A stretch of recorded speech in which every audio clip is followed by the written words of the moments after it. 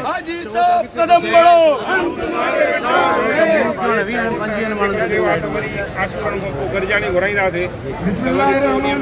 घुराएगा तरीके जी का नहीं का शुरुआत करा दे जवाले यानी जेका टूट नौजवान दोस्त, हमारे सीनियर दोस्त, खवातीन जितने भी आज सिंध के काज पे इस गर्मी में यहाँ मौजूद हैं, मैं उनको उनकी जद्दोजहद को, उनकी जुर्रत को सलाम करता हूँ। दोस्तों, काला कोट हमेशा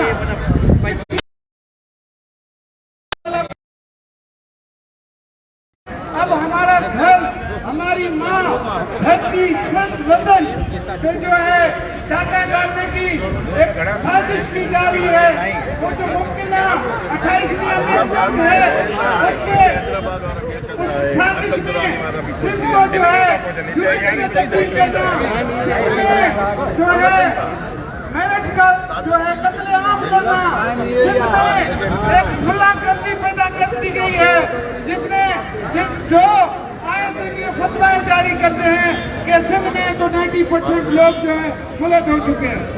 ये सिंध के खिलाफ एक साजिश है, ये एक सूफी सरजमीन के खिलाफ एक साजिश है।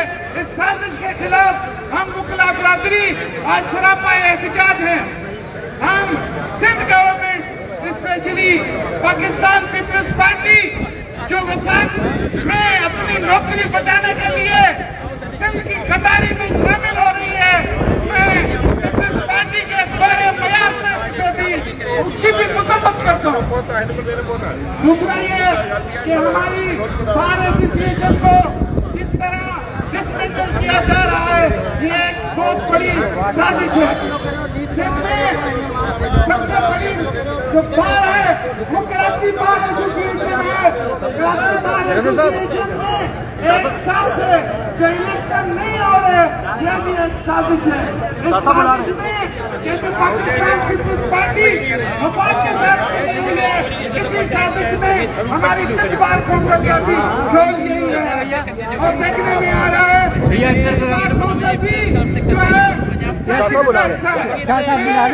मीडिया आई है,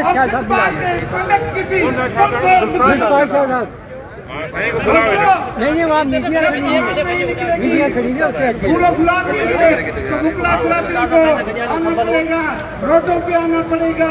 हम मुकला बरादरी, आप यकीन करें, ये क्लारत एसोसिएशन बैठी है, एक गरीब आवाम की एक उम्मीद होती है। एक गरीब जो लड़का जो गरीब का बेटा होता है, वो कोशिश करता है कि मेरी सिफारिश है ना, मेरे पास कुछ पैसा है कि मैं नौकरी खरीद सकूं, तो वो क्या करता है, रात के अंधेरे में गाँव कोठों में जहाँ बिजली नहीं है, अब 2026 में भी हमारे सिंध में गाँव कोठों में बिजली नहीं है, वो बच्चा मेहनत करता है, पढ़ लिख के आता है, जब रिजल्ट सिंध बार कौंसिल में आता है तो हमारे वडेरों के बेटे, हमारे शाहूकार पैसे जो तरीन अफसरान है, उनके बेटे करते हैं। वो गरीब का बच्चा वो गरीब ही नहीं करता। वो मोहसिन नकवी का है,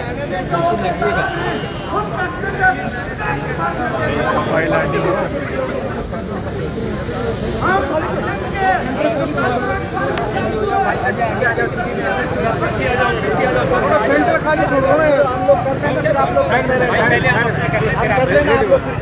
ठीक है, ठीक है, आप थोड़ा सा पीछे आ जाओ भैया।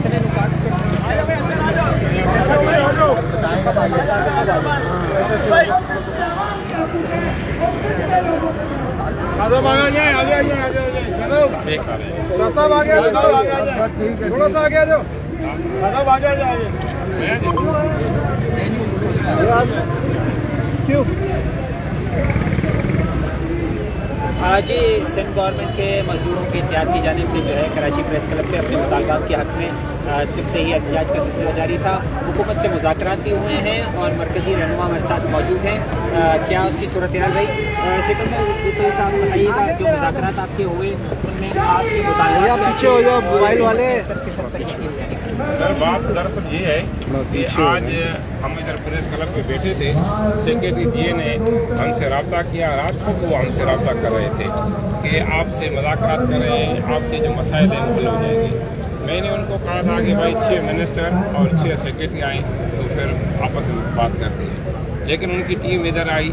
आज इजलास बजट का हम थोड़ा मसरूफ़ हैं, 3 मिनिस्ट्री की कमेटी बनाई है। एक सईद नासिर हुसैन शाह लोकल गवर्नमेंट का मिनिस्टर है, दूसरा सईद गनी साहब मिनिस्टर है, तीसरा ज़ुल्फ़िकार शाह वो मिनिस्टर है, और सेक्रेटरी जी और कमिश्नर साहब और डिप्टी कमिश्नर साउथ कौशल साहब और DIG साउथ, ये SSP साउथ, ये सारे थे।